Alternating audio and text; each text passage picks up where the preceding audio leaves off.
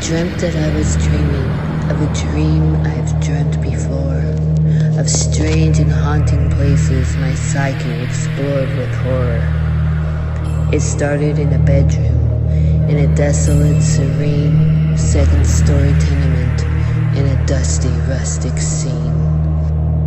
The room beamed in yellow sun rays while my body rose into the air. I began to spin in circles, then the room filled with despair. Suddenly, my conscience woke, then I fell upon the floor. Terror-stricken and confused, I shuffled toward the door. What is this witchcraft force that has stricken evil upon me?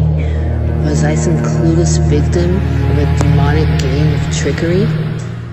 Staring down the hallway, I sensed a ghostly specter from the chasm of dark shadows with a tainted stench of sulfur.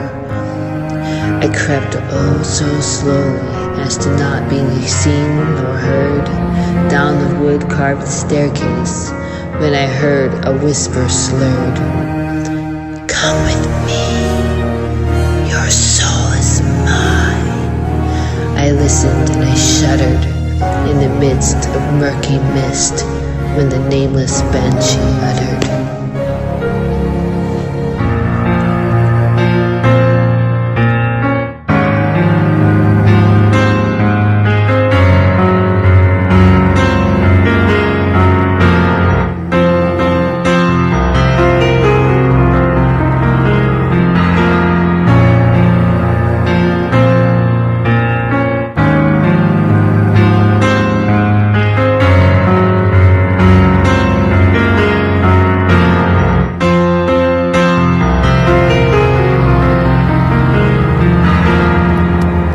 I stepped onto the sidewalk and gazed into the sky when I saw a blackened fog and watched black figures fly. Their wings were sharp and bat-like that flapped clumsily as they flew. The demons churned within the fog like a boiling cauldron brew. The fog loomed over buildings with these creatures trapped inside.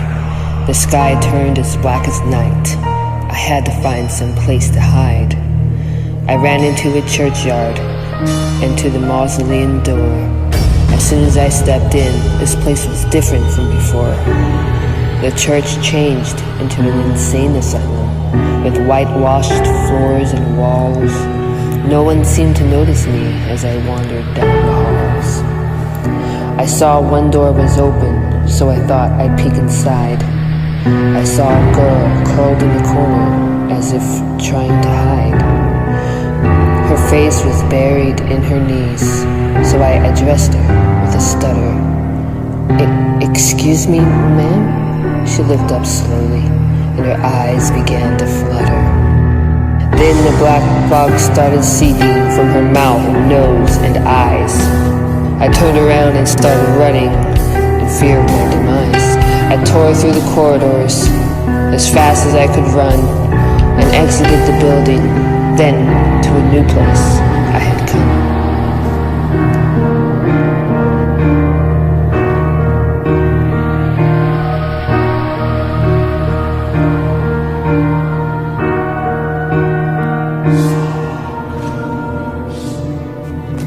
Now into a field of grass I stood.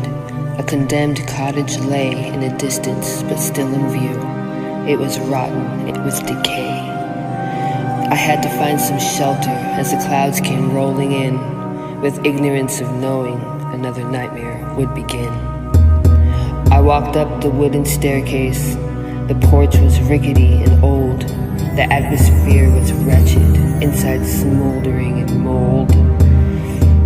The darkness was unbearable. My eyes had to adjust to see dim silhouettes that were covered in thick dust.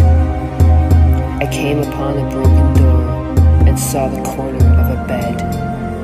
There appeared the grotesque shape of a woman's lifeless head. Entering with ambivalence to indulge in my perversity, what lay before my eyes was of utmost atrocity. Her body was putrefying, gangrene, rotten skin, and torn flesh and broken teeth. Her last moment was forlorn. I started breathing heavily, and my eyes began to swell. She suddenly jerked her head towards me with blackened eyes and yelled, "Come with me, your soul is mine!" The terrifying banshee cried. Then the black fog poured from the mouth of this woman who had died. The fog then filled the room, and I panicked in a hurry, running from the evil wretch, escaping from its fury. As I ran out for refuge, a storm gathered in the sky. Lightning struck, and a whirlwind formed from which I saw black figures fly. And while I was running, I looked over my shoulder. The cursed banshee followed me, and the wind became much colder. I searched for a hiding place, but alas, to no avail. I suddenly felt lifted up, felt my heart would fail. My heartbeat pounded faster as I slowly looked up at her. Her blackened eyes pierced through my soul. I was a mirror image of her. She opened wide her mouth and screamed, "Your soul is mine!" And I felt my conscience slipping, but I held on to my mind.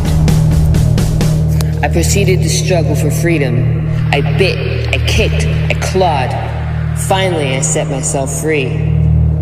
Then I began to fall. As I went into a free fall, my hands covered my face. Then I felt pressure under my feet and opened my eyes in a different place. I was alone, standing in the street, in front of my apartment. It took a moment for me to grasp this fairy tale enchantment. I walked into the foyer where I saw my landlord stand. He was twisted and contorted. Then he reached for my hand. I ran away up the stairs and stumbled as I screamed. I saw my brother with a knife, cutting out his heart, it seemed.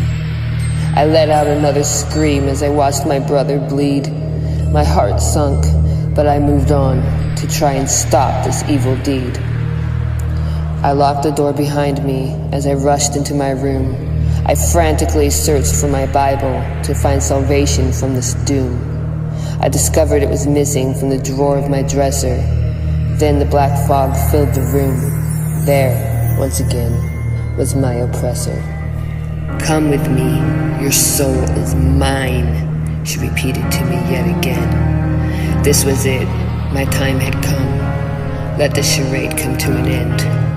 My heart pounded in my chest. My eyes widened, my throat tightened. I backed into the corner. I was done being frightened. I felt her strong grip on my ankle. With effortless torque she pulled. I landed hard on my back, then the air quickly cooled. She moved close to my face as I lay upon the floor. I felt my conscience start to slip, like it had once before. I went into a trance as I stared into her eyes. Just then, it all made sense. I was running from my lies. I had manifested all my hate into this evil alter ego. But I can't escape her. She follows me wherever I go. Curiously, I woke up, and I was laying in my bed. I stood up and walked downstairs, my thoughts whirling in my head. Was I alive or in hell? Or was I dreaming yet again? How can one tell the difference when dreams end and reality begins?